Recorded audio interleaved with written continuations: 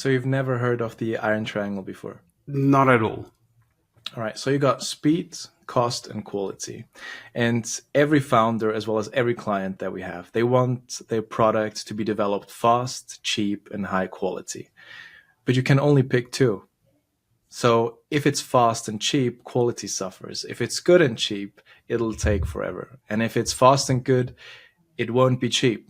So the best founders know exactly which trade-off to make at the right time. For example, in early days, you should definitely prioritize speed, validate before perfecting. But as you scale, invest in quality, or those early shortcuts that you will be making, they'll definitely come back haunting you. So you really should know when to optimize for speed, cost, or quality, because trying to get all these three at the same time is a recipe for failure. But if you do get it, I'm pretty sure that's a revolution, right? That's the holy grail. Exactly. So if you do get all three, which is very rare, you have a revolutionary product or service. Like, let's take ChatGPT, for instance.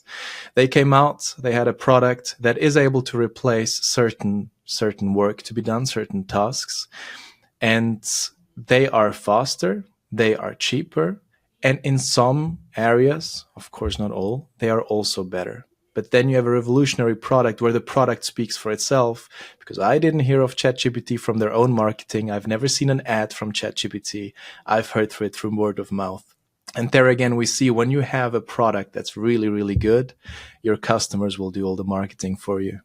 Today we're here with Denis from Axisbits.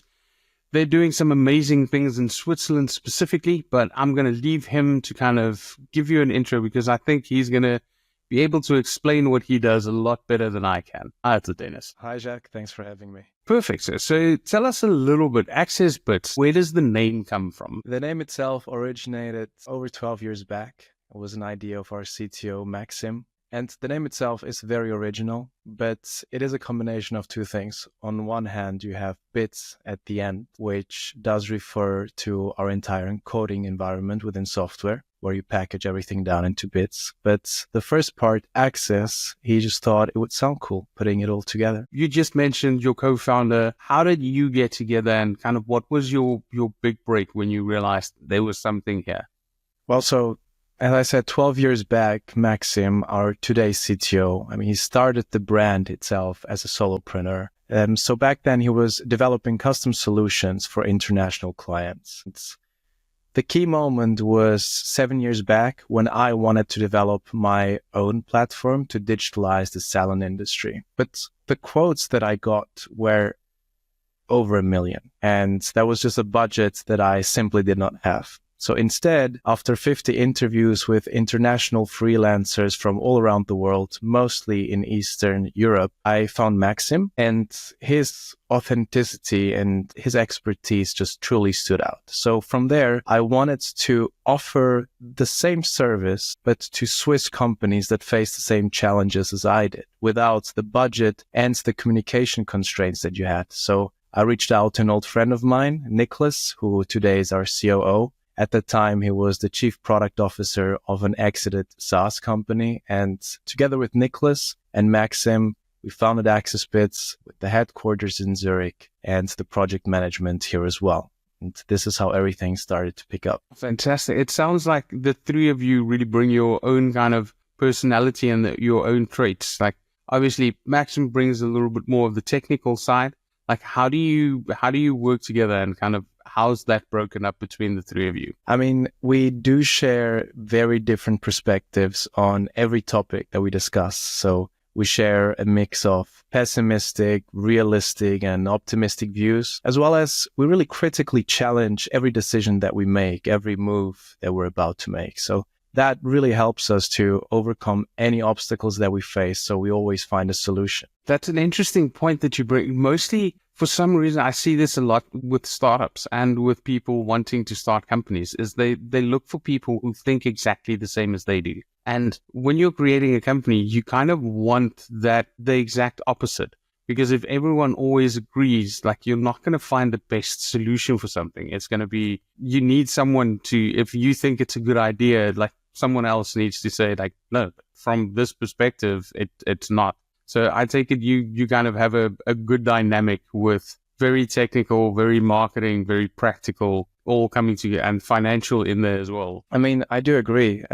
Actually, Nicholas and I, we spend so much time together. And I guess a business relationship is just as important to get along like on any romantic relationship if you want. I mean, you spend so much time together, especially during your work life. The most time you spend during a day will be in an office, will be working for the company that you work for. And it is just so crucial that you get along with your partners in order to be able to even get to the goals that you want to get to. And there are so many stories, countless stories of founders that just didn't get along, had a successful company, and just because of the fallout, the entire company started to crumble. So definitely, I guess, a metaphor for having to take enough time and also invest that time into finding your ideal business partners to move forward with. Would you say that there's some secret behind it? Because it sounds like you should have different opinions, but you should respect each other and kind of build on that. Like even if you have a difference of opinion, that doesn't actually fracture your working relationship, but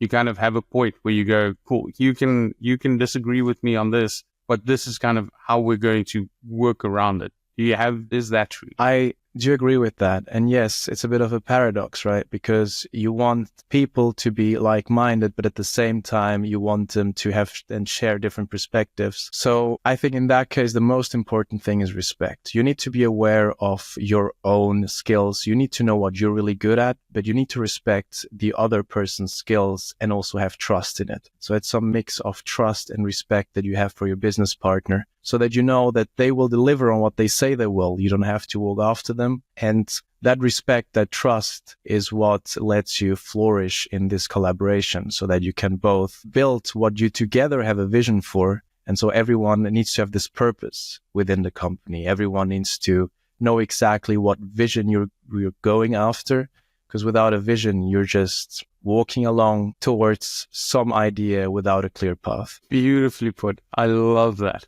Awesome. Let's get back to Axisbits. I'm pretty sure you have a lot of people that come up to you that ask you to build software for them, and they have wildly wrong opinions of what it takes to actually build software. So let's do, like, what do you think is the biggest myth that needs to be debunked about creating your own software? Biggest myth to be debunked. Difficult question. I guess if you're looking into how people build software, it's mostly through either hiring their own development teams or they actually outsource their work in general. And if we'll take a myth about where people actually do develop their software and how they go about it, many people think they need to have the internal resources. They think, well, in order for me to get funding, in order for an angel investor to come in, or for a VC even to kick in, you need to have all the resources inside your company so you look like a stable, massive company and you can actually go ahead and distribute your software. But the truth is the product is one thing and the marketing of it is a completely different thing. So even with the best product at hand, you still need experienced marketing professionals to go and bring it to the people, great salespeople to actually sell what you have built. So I guess most people focus too much on the product and they leave the entire sales and entrepreneurship side of things away, whereas it's just as important to be able to market and sell your software that you have built. And coming to that, it's just setting the right focus, I guess. I wanted to throw a spanner in the works there and go, which would you say is more important? Would it be the technical stuff that the other guys do or the marketing and sales stuff? It's a symbiosis, right? So you can have the worst product on the planet, but the best sales and marketing team. And that one will do better in terms of revenue, at least short term, compared to the best product on the planet with the worst marketing and sales team. So it is a symbiosis of both. If you really want to build something groundbreaking, something that will revolutionize the industry, something that will really make advancements in the technological sector or in any market or industry that you work in, you need to have a good product, but also it's just as important to have a good marketing team to distribute that. Yeah, it's kind of interesting how you put it now, because I was going to lean into it and go like, oh, okay, so marketing is actually more important because without people knowing about it, like no one's going to use it. But it's very interesting how you phrase it. Like marketing is important for getting people in, but But if the product is terrible, like there won't be any longevity with it. And that's kind of where the technical thing would then be the thing that actually builds a company. Whereas, so 100%, they kind of work together. No one's too important or more important than the other. Absolutely. I mean, adding on top of that, if you have a product where you have just a one-off sale, you sell it one time and you don't care whether your customers come back, you just want to have it sold, then probably the marketing is more important than the product. Whereas in the end, reviews will come back haunting you, and it will make your life really hard to further develop your product, to further expand and reach. Because at some point, when you start getting all this negative feedback and customer reviews, it's what people really base their trust on. You'll just really have a hard time continuing to sell. So this is what I meant with the short-term side of things. If you have a software product, most successful software products, they rely also on subscriptions. And if you rely on subscriptions, which you can cancel at any time, it's so important that you always keep developing your product, that your customers do see the value in it, or not just to subscribe for it for once or for a month, but keep it the subscription for as long as possible. And so you need the good marketing to get all the people on it. But then if you have a great product, the product will also market itself. So you'll have your customers become your own marketing channel through referrals, through word of mouth. So it all goes hand in hand. That is beautifully said. I like that. So let's do a little bit of a role play. Like you get into an elevator and there's someone that you think is your dream customer, the perfect guy that needs your service. How would you do, let's do like a lightning pitch, like an elevator pitch. How would you explain to him what you do and why they need you? In simple terms, we help scale SMEs faster with premium digital solutions as a growth engine. It comes down to what type of person I'm approaching. But if we're looking at an established business who is looking for new revenue channels, I'll pitch him how a platform within their business can automate their solutions, make sure that their staff knows exactly what to do, reduce inefficiencies, and in the end, increase their output. It will lead to a higher revenue and also a higher gross margin. If I'm looking to speaking with someone from a marketing segment and I'm with them in an elevator, I would tell them that you can have the most traffic on your website as you want. You can have 100,000 of visitors. In the end, they still need to click on purchasing your product. They still need to get in touch with you so you can actually take the fruits from that visit. It won't help you if you have a bad conversion rate. And this is why we focus on high conversion websites so that you can actually convert that traffic into leads and customers. Fantastic. Yeah, I usually refer to it as a leaky bucket. It doesn't help you pour all the water you want to into a leaky bucket. Like you need to make sure that when people get there, they stay there and go on. So yeah, that makes perfect sense. 100%. I mean, very simple example. Take you get 100 people on your website and you have an average conversion rate of 3%. This means you get 3 leads from 100 visitors. And that's industry standard. Most websites are actually below that. And I have had so many clients that come to us and they say, hey, we're spending 10,000 francs in advertising budget into Google Ads. And we have like a conversion rate of 1%. So we have started like with 2K, went to 5K. We're now at 10K a month. It's just not really growing as much as we'd like, and we don't know what the issue is. And I had a look at their website and it was just not optimized for conversions. There were so few CTAs placed, and they also didn't know why it didn't convert. So you have to really go into it. You have to analyze exactly why they bounce, at which sections. It can be content, it can be the design, it can have so many factors. And instead of just guessing, we just take the guesswork out and we base our moves that we do on the website on analytics, and we optimize exactly the sections and the entire psychological structure of the website so that you actually can convert the people that get on it. And simple as that, you can very easily actually double the conversions that you get on your website without having to double on your marketing spend. Oh, that makes perfect sense. That kind of leads me into what would you say would be the biggest thing that people usually miss? So you mentioned call to action now. Is it usually call to actions? Is it usually like their messaging? It's, I don't know, more Luke than Yoda? Is it positioning themselves as the hero? Is it not being direct enough or simple enough, or what's usually the biggest thing? Difficult to put just the biggest thing because you named a few things that are very central to this question. So if you're looking at what might be the biggest thing that people miss when they build their website is most of them just think, hey, I just need a landing page that shows what I got to offer and people will buy it. They miss out on the entire psychology of why should someone buy from you.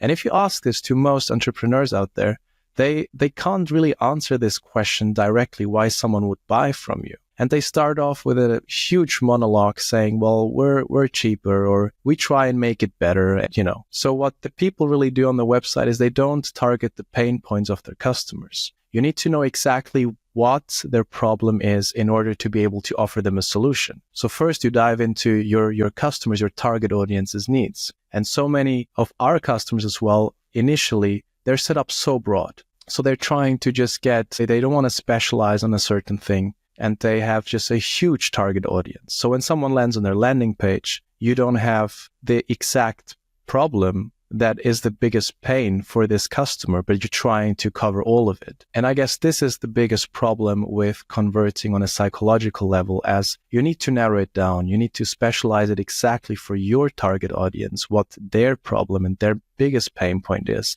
and offer the exact solution with their results. You have to show them the results.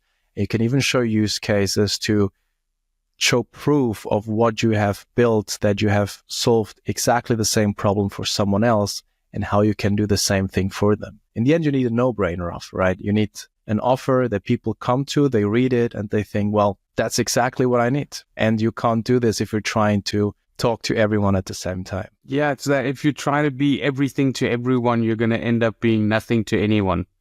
Because no one's going to see themselves as having the problem that you're trying to solve, because you're trying to be so broad. Absolutely. Makes sense. Okay, awesome. Then I know you have a lot of your team is located in Ukraine, and obviously we had difficult times and it's still ongoing.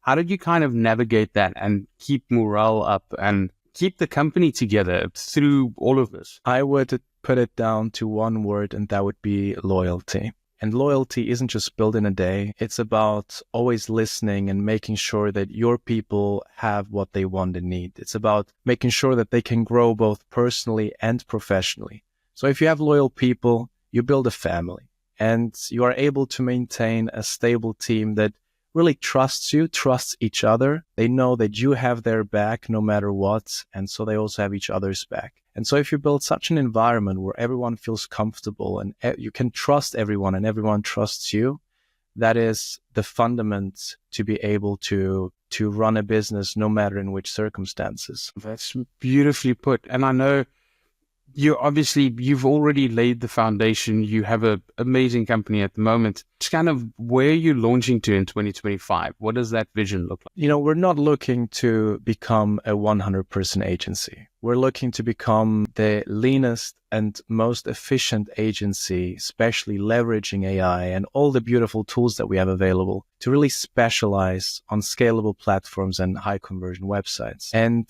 in order to get there, everyone needs to pull on the same strings, right? Everyone needs to know exactly where we're headed. So we made sure of that. And this also means that this year we are just very heavily investing into the company itself, making sure that we grow also our organic as well as paid media, just to make sure that people hear us, that people see us, and that they see that we can help them solve their problems. We can help them grow their revenue, grow their business with software solutions. Oh, that is beautiful. And let's look at some lessons from the field. I love this section because exactly what we spoke about, like seeing yourself in their shoes. Like, you've worked with a lot of SMEs, you've worked with a lot of startups. What would you say is the biggest takeaway from working with so many entrepreneurs in order to build a digital product? I guess most people tend to overdo it. When they are building a digital product, they think, hey, we need all the shiny features in order to attract everyone. Again, the same issue that we actually spoke about before. So I guess you can say as a thumb rule that about 75% of the features that are built are not really central to the service. And you need to have absolute laser focus on what goal your platform is, what the goal of your platform is, because you should always start by having a crystal clear idea of what the problem is, what solution that you're building to solve. And it's the same as what I said before about websites. In the end, you're always trying to solve a problem. Otherwise, you have nothing to sell.